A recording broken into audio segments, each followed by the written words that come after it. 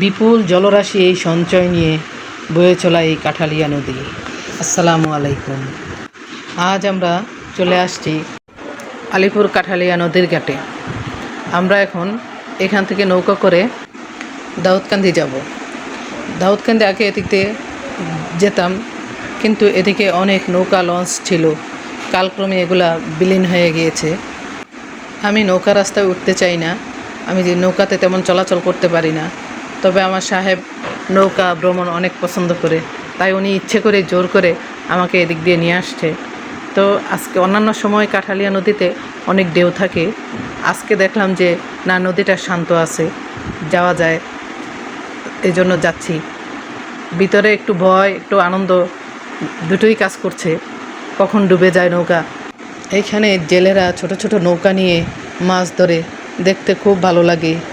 জাল হলো জেলেদের কাছে মাছ শিকারের প্রধান হাতিয়ার, তাই মাঝে মাঝে নদীর পাড়ে বসে পুরনো জাল মেরামত করে।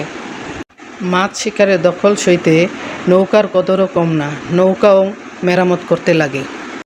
উনি এমনভাবে দাঁড়িয়ে আছে, মনে হচ্ছে যে শূন্যের মাঝে দাঁড়িয়ে আছে।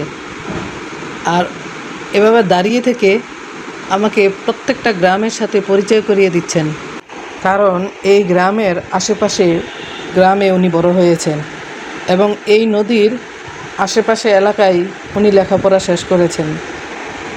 তাই ওনার প্রত্যেকটা গ্রামের সাথে ওনার পরিচয় আছে, তাই আমাকে পরিচয় করিয়ে দিচ্ছেন কোন গ্রাম কোথায় অবস্থিত। আরও বলে দিচ্ছেন উনি যে এই নদীতে পেশাদার জেলেরা দল বেঁধে মাছ ধরেন, পেশাদার জেলেরা। আর এই মাছ ধরার কারণে দিনের পর দিন ওদের ভাসমান সংসার জীবন চলতে থাকে। নৌকায় রান্না, নৌকাতেই খাওয়া দাওয়া। মাছ ধরা অনেক খাটুনির কাজ, তাই মাছ ধরার ফাঁকে খাওয়া দাওয়া শেষ করতে হয় দেহযন্ত্র সচল রাখতে। খাওয়া দাওয়ার পর কেউ শখের সুখ খুঁজে চায়ের কাপে, কেউ বা আবার পান সুপারির রসনা বিলাসে।